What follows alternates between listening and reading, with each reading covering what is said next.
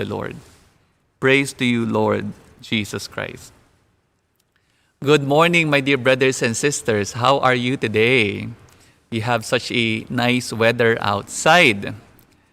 Such a beautiful day, even made more beautiful by this Mass. Allow me to begin today with a funny story, no pun intended. A man who thought he was John the Baptist was disturbing the neighborhood. And so for public safety, he was forcefully taken to the psychiatric ward of a hospital. He was placed in a room with another mentally ill patient. He immediately began his routine. I am John the Baptist. The Lord has sent me as a forerunner of Christ, the Messiah. The other guy looked at him and declared, I am the Lord your God. I did not send you. What's the lesson? Well, nothing really.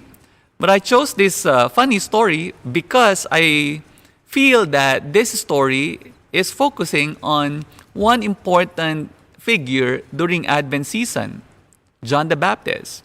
Very often during the season of preparation, we are so focused on so many other things and on so many other individuals, historical or fictional, but we do not pay as much attention to this important figure during Advent season, John the Baptist.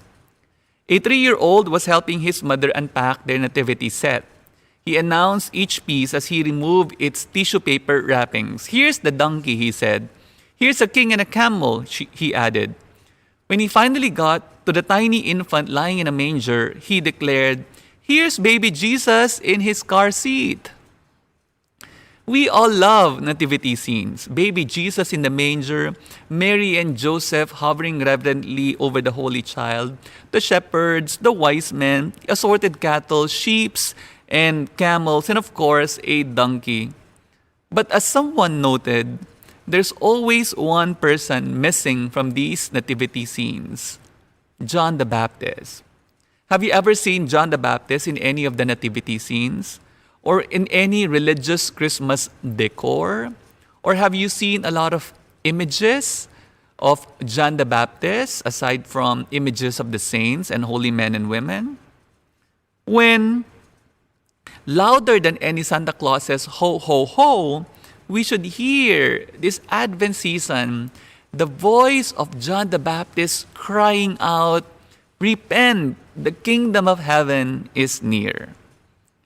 And so today, I want to focus on John the Baptist and I want to focus on some of the things or lessons that we can learn from him so that we too can prepare the way of the Lord. First, I want to focus on his simplicity. The gospel says, John was clothed in a camel's hair with a leather around his waist. Obviously, a not so fashionable getup for a speaker, but one that is marked by simplicity. And his food, the gospel says, he fed on locusts and wild honey, a very simple diet, a food that is in fact for the poorest of the poor. A decent food, but a very, very simple food. So John lived a very marked, simple lifestyle, not only in attire or in food, but also in his mindset and his attitude. Marked by simplicity, devoid of the complexities that luxuries often bring.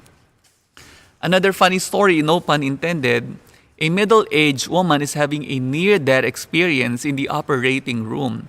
She asks God if she is going to die. God says no and explains that she has another 30 to 40 years to live. With all those bonus years assured, she decides to make the most of them by staying on at the hospital to have a quote-unquote extreme makeover. She has a facelift, a nose lift, liposuction, breast augmentation, a tummy tuck. She even changes her hair color to platinum blonde. As a quote-unquote new woman, she proudly sashays out of the hospital, but immediately she's struck and killed by a speeding ambulance at the entrance. At the pearly gates, she confronts God and tells him, God, I thought you said I have another 30 to 40 years to live. And God replies, well, sorry, my child, I did not recognize you. While this is not about enhancements, that is another topic. This is about, I think, our tendency to put so many unnecessary add-ons into our lives, often complicating our lives. And without us knowing it, we become so preoccupied with them and we become unrecognizable already to ourselves and to other people. Because of our dissatisfaction and discontentment, we want so many more things in addition to what we already have. We have a car, but we want more cars. We already have a bag, but we want more bags. You already have a PlayStation, but you want the latest PlayStation. You want PS5. Dissatisfaction, discontent with what we already have. When really, what can really bring us happiness is when we simplify, when we live a simple life. And then secondly, we learn from John the Baptist humility. The gospel says, and this is what John proclaimed, "One mightier than I is coming after me. I am not even worthy to stoop and loosen the tongs of his sandals." Such humility. He never claimed attention for himself when he could very easily do that because he already had so many followers. But no, he was so humble that he allowed Jesus to increase and himself to decrease. Many things have already been said about humility. I've often talked about this in my homilies. But I think the simplest way to understand humility is self-emptying, letting go of our egos, our rationalizations, our justifications, and allowing God to fill us up with His presence and with His wisdom. There's a story about a professor who one day went to visit the great master Nan In. "Master," he said, "teach me what I need to know to have a happy life. I have studied the sacred scripture, I have visited the greatest teachers in the land, but I have not found an answer. So please teach me the way." At this point, Nan In served tea to his guests. He poured his visitor's cup full and then kept on pouring and pouring so that the tea began to run over the rim of the cup and across the table, and still he poured until tea was cascading upon the floor. The professor watched this until he could no longer restrain himself. "It's over full. Stop. No more will go in," he cried out. "Like this cup," Nan In said, "you are full of your own opinions and speculations. How can I show you the way unless you first empty your cup?" I think, my friends, this is what humility is all about. Emptying our cups, emptying ourselves so that we can let God and His wisdom in.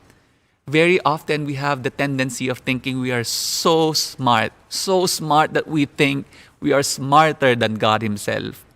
We think we can do things on our own. We think we can live our lives without God.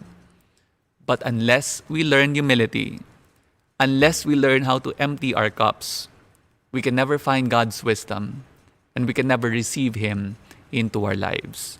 Friends, 2 words this Advent season: simplicity and humility. This was how John the Baptist prepared the way of the Lord 2,000 plus years ago. And this is how we should prepare the way of the Lord today. Amen.